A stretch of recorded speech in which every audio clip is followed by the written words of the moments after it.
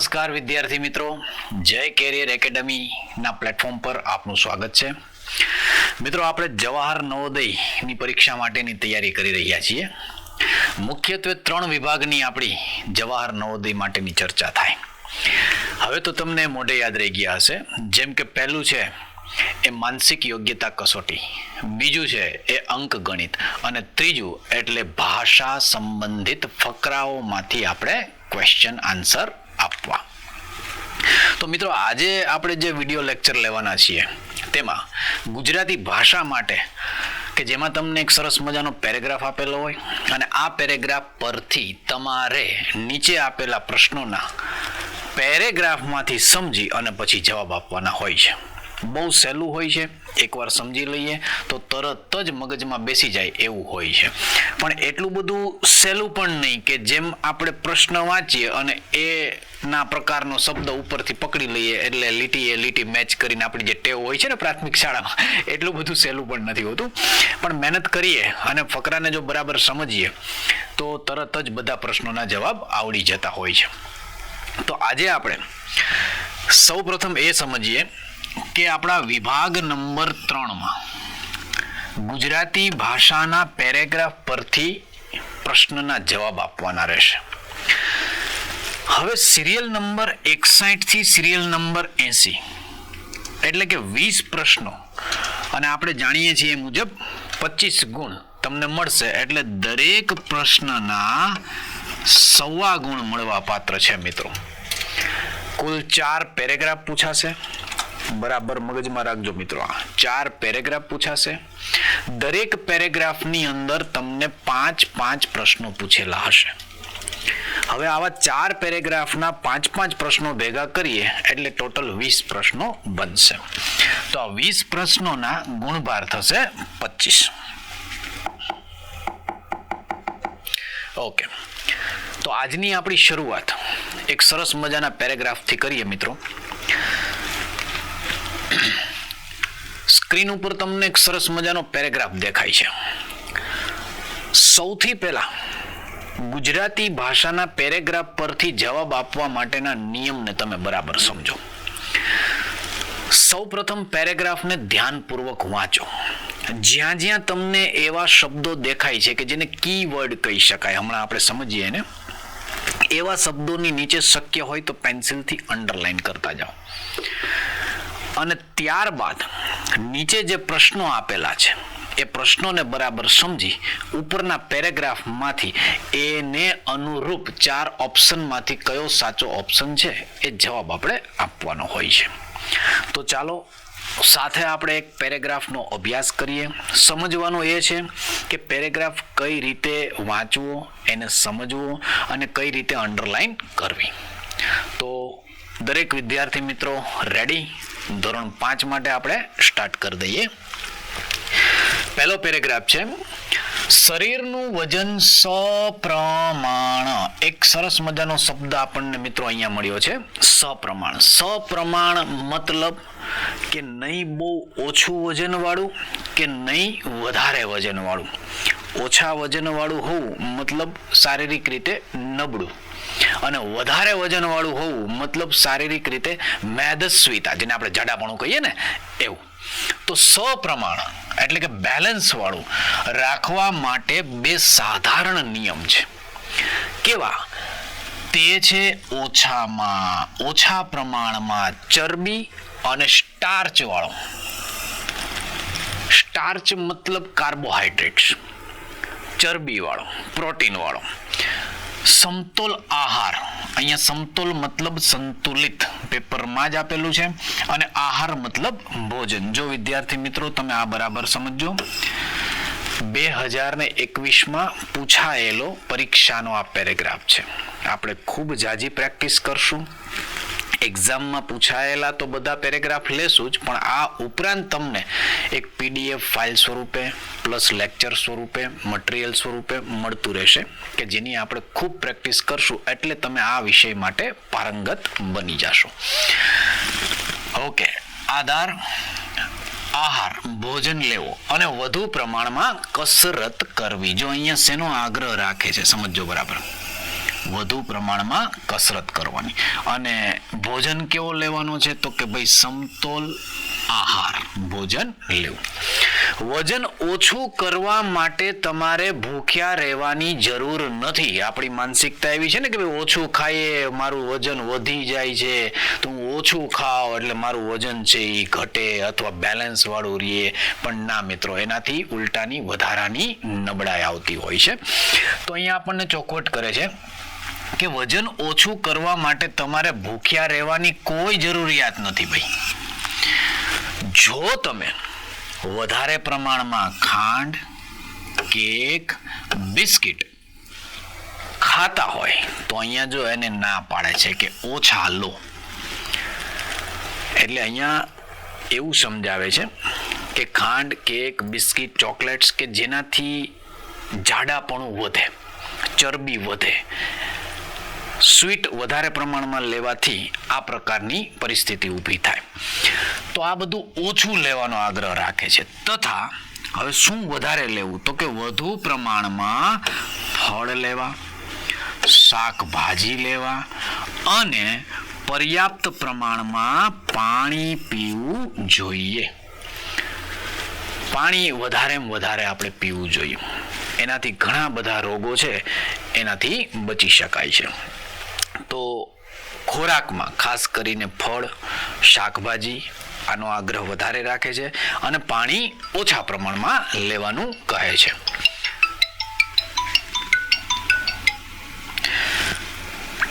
તો તમારું વજન સપ્રમાણમાં રહેશે.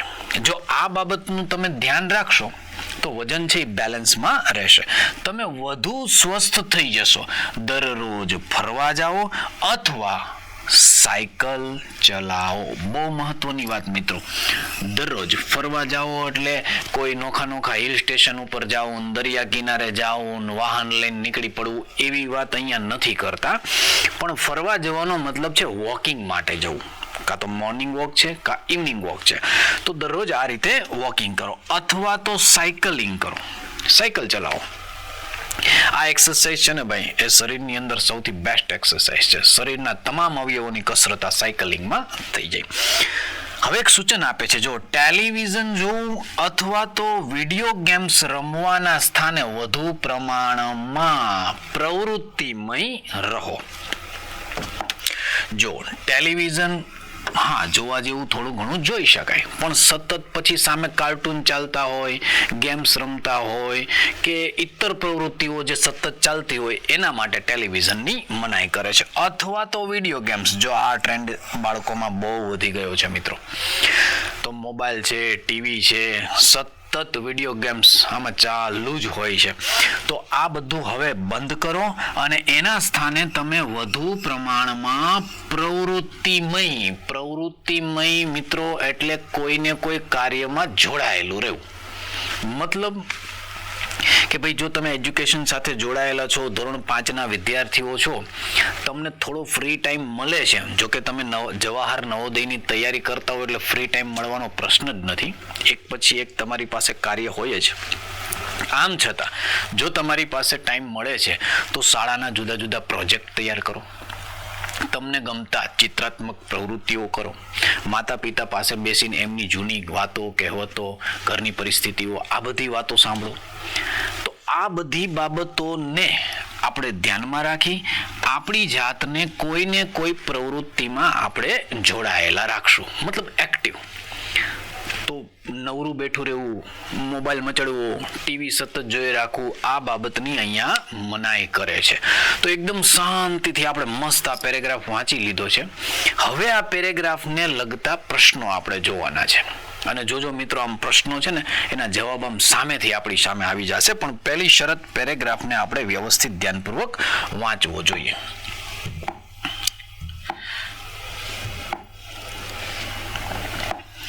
ઓકે, તો જઈએ આપણા પ્રશ્ન તરફ. પ્રશ્ન નંબર 1, પેરેગ્રાફ બધામાં જે આગળનો હતો એ અહીંયા તમને દેખાતો હશે, એટલે જવાબ આપણે ક્યાંથી લીધો ને એનો તમને ખ્યાલ પડશે. પહેલો પ્રશ્ન, આપણે સ્વસ્થ કેવી રીતે રહી શકીએ? 4 ઓપ્શન નિરાતે આપણે સમજીએ. ફક્ત બિસ્કિટ ખાઈને, હવે ખાંડ, ચોકલેટ, બિસ્કિટ એની તો ઉપર આપણે હમણાં જ વાત કરી કે ભાઈ જે ઓછા પ્રમાણમાં લેવા જોઈએ, એટલે એ ખાઈને તો આપણે સ્વસ્થ ન રહી શકીએ. પછી ફક્ત કસરત કરીને પણ ન ચાલે, વધુ પ્રમાણમાં ફળ ખાઈને એ પણ ન ચાલે. તો આ લીટી આપણે અંદર આવી ગયેલી છે કે સમતોલ આહાર ખાઈને અને કસરત કરીને. તો આપણા પહેલા પ્રશ્નનો આન્સર બનશે સી. તો જો આ રીતે સરસ મજાનો પેરેગ્રાફ આપણે વાંચ્યો હોય ને ભાઈ, એટલે જવાબ સામેથી આપણી સામે આવે કે ભાઈ હા આ જવાબ આને માટે યોગ્ય છે. ઓકે, ફરી એકવાર answer number C. Next question, મારી સાથે તમારે સમજી અને વિચારવાનું કે ભાઈ કયો આન્સર આવતો હશે. વજન ઓછું કરવા માટે આપણે શું વધુ પ્રમાણમાં ખાવું જોઈએ? વજન આપણું ઓછું કરવું છે, સમતોલ કરવું છે, બેલેન્સ વાળું કરવું છે, તો શું વધુ પ્રમાણમાં ખાવું જોઈએ? તો કે ભાઈ ખાંડ અને કેક ખાવા જ માંડો એટલે વજન વધવા જ માંડે.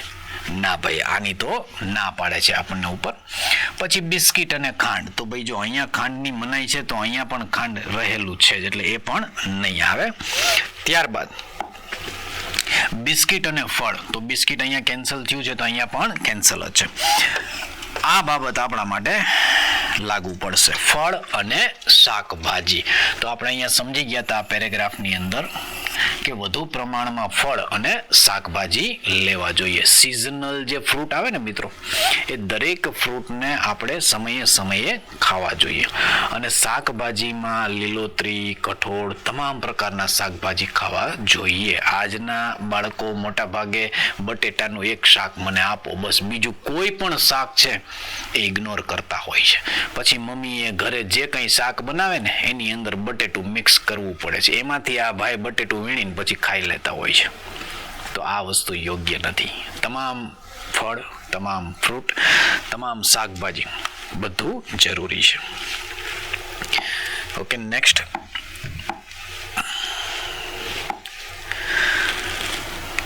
ત્રીજા નંબરના ક્વેશ્ચન માટે કુલ 5 પ્રશ્નો મિત્રો પૂછાશે આપણને. સ્વસ્થ રહેવા માટે આપણે વધુ પ્રમાણમાં શું પીવું જોઈએ? એ સાહેબ પેલું જ લઈ લ્યો, કોકા કોલા આપણને તો બહુ ભાવે છે. ભાઈ મારા વાલા, ભાવે એ વાત બરાબર છે, પણ આપણે હમણાં એક ટ્રેન્ડ તરફ વધારે વળી ગયા છીએ ને કે પંજાબી ને ચાઇનીઝ ને આ બધું ખાવા જઈએ તો એની સાથે આપણે થમ્સઅપ મંગાવતા શીખી ગયા છીએ, કોકા કોલા પીતા શીખી ગયા છીએ. ભલે ઓકેઝનલી ચાલે, ક્યારેક પીવો તમે, પણ રેગ્યુલર વધુ પ્રમાણમાં તો કોકા કોલા તો નહીં પી શકીએ ને મિત્રો. જવાબ તો આમાં આપણે સારી રીતે જેની ઉપર આપણે કોષ્ટક કરેલું હતું, તો વધુ પ્રમાણમાં પાણી પીવું જોઈએ. જો ભાઈ ફળનો રસ એ પણ સારી વાત છે, શાકભાજીનો રસ એ પણ સારી વાત છે, પણ નિયમિત રીતે સવાર, બપોર, સાંજ અથવા જ્યારે તરસ લાગે ત્યારે આ તો નથી લઈ શકવાના ને આપણે. તો ત્યારે શું લેવામાં આવશે ભાઈ? પાણી લેવામાં આવશે. તો કોઈ ફળ આપણને માનો કે નથી ભાવતા તો એનો રસ કરીને પી શકાય. શાકભાજીમાં કેટલા મસ્ત કે જેના આપણે લિક્વિડ સ્વરૂપે રસ પીને શારીરિક તંદુરસ્તી મેળવી શકીએ છીએ. પણ અહીંયા વધુ પ્રમાણમાં જે આપણે સવાર, બપોર, સાંજ કે દરેક ટાઈમે જે તરસ લાગે અને પીવાની વાત કરીએ છીએ એ પાણીની વાત છે. તો પ્રશ્ન નંબર 3ના જવાબમાં વધુ પ્રમાણમાં શું લેશું મિત્રો? આપણે પાણી લેશું. હવે આમ તમને સમજાતું હશે કે પેરેગ્રાફ વાંચ્યા પછી પ્રશ્નના જવાબ દેવાની મજા જ અલગ છે મિત્રો. નેક્સ્ટ પ્રશ્ન નંબર 4, કઈ કસરત, વ્યાયામ બધા માટે સારી છે ભાઈ? કઈ કસરત એવી છે કે જે બધા માટે બેસ્ટ છે, સારી છે? તો ફરવા જવું અને સાયકલિંગ કરવી, સાયકલ ચલાવવી. હા, તો એ જ લાઈન આવેલી છે ભાઈ આમાં. જો દરરોજ ફરવા જાઓ અથવા તો સાયકલ ચલાવો. જોઈએ આપણે બીજા ઓપ્શન. ઓહો, વિડીયો ગેમ્સ રમવી, એ તો ભાઈ કસરતમાં કેમ લઈ શકાય? એનાથી તો ખૂબ મોટું નુકસાન છે. નેક્સ્ટ, પતંગ ઉડાડવી અને ટેલિવિઝન જોવું. ના ભાઈ, તો આપણો ઓપ્શન અત્યારે આવશે એ, ફરવા જવું અને સાયકલ ચલાવવી. Good, very good. નેક્સ્ટ 5મો અને પેરેગ્રાફનો અંતિમ ક્વેશ્ચન આ તમારે વિચારવાનો છે કે સક્રિય શબ્દ નો વિરોધી શબ્દ કયો થાય? વિરોધી એટલે મિત્રો ઓપોઝિટ. જેમ કે શુભ, અશુભ, સારું તો નબળું, દિવસ તો રાત. તો એ રીતે સક્રિય શબ્દનો અર્થ શું થાય? તો પહેલું તો વિદ્યાર્થી અહીંયા એ વાતને લઈને આ મૂંઝવણમાં હશે કે સાહેબ આમાં જ પેલા તો ક્યાંય સક્રિય શબ્દ નથી. પણ સક્રિય શબ્દ એટલે આપણે જેની ઉપર ચર્ચા કરેલી અને જેના માટેનું અંગ્રેજી નામ છે એક્ટિવ. સતત કેમાં રહેવાનું મિત્રો? કેમાં? આ યસ, પ્રવૃત્તિમય. જો તો આનો સમાનાર્થી શબ્દ એટલે સક્રિય. પરંતુ આપણને કયો શબ્દ પૂછેલો છે? વિરોધી. જો એવો પણ પ્રશ્ન બનાવી શકતા હતા કે પ્રવૃત્તિમય શબ્દનો સમાનાર્થી શબ્દ કયો થાય, અથવા સક્રિય એ કોનો સમાનાર્થી છે, આવું પણ પૂછી શકતા હતા. એટલે પ્રશ્નો તો એને મજા આવશે ને એવા ગમે ત્યાંથી પ્રશ્ન બનાવશે. તમે પેરેગ્રાફને બરાબર રીતે વાંચેલો હશે તો તમે એનો મસ્ત જવાબ આપી શકશો. હવે સમાનાર્થી એટલે એના જેવો જ અર્થવાળો અને વિરુદ્ધાર્થી એટલે એનાથી ઓપોઝિટ અર્થવાળો આપણે શબ્દ લેવાનો છે.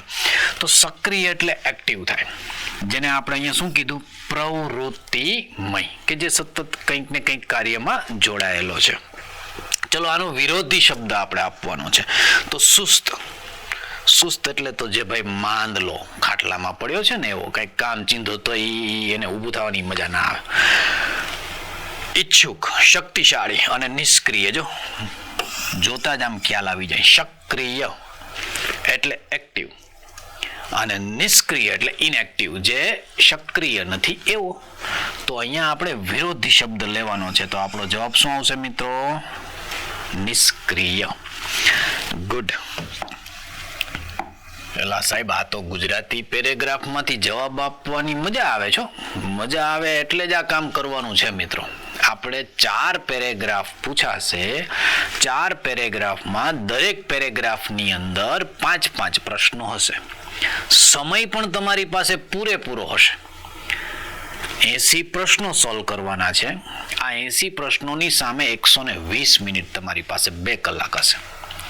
તો ઉતાવળ ન કરતા, એમ સાવ નિરાતે પણ કાર્ય નહીં ચાલે, પણ જેમ આપણે તમને સમજાવ્યું છે એ મુજબ પેરેગ્રાફને એકવાર ધ્યાનપૂર્વક વાંચવો અને આ પેરેગ્રાફ પરથી જે પ્રશ્નો આપેલા છે તેના વ્યવસ્થિત રીતે જવાબ આપવા. તો લાસ્ટ 2021માં પૂછાયેલા પ્રશ્ન માટેની આપણે મિત્રો ચર્ચા કરી. નેક્સ્ટ આપણે આગળ બીજા પેરેગ્રાફમાં ઝડપથી મળશું. તમે જે પેરેગ્રાફ અમે અહીંથી આપીએ છીએ, પ્રેક્ટિસ કરાવીએ છીએ, એના માટેની સતત પ્રેક્ટિસ કરો. આ પેરેગ્રાફ જે આપણે સોલ્વ કર્યો છે એ અમારા તરફથી અહીંથી વિચારીને તમને સમજાવવામાં આવ્યો હોય. તમારે હવે તમારી રીતે પણ આને પાછો એકવાર સોલ્વ કરવો જોઈએ. વધુમાં વધુ પ્રેક્ટિસ કરશો એટલે ખૂબ સારું પરિણામ મળશે. મિત્રો ઝડપથી મળીએ છીએ એક નવા જ વિડીયો સાથે. ત્યાં સુધી નમસ્કાર.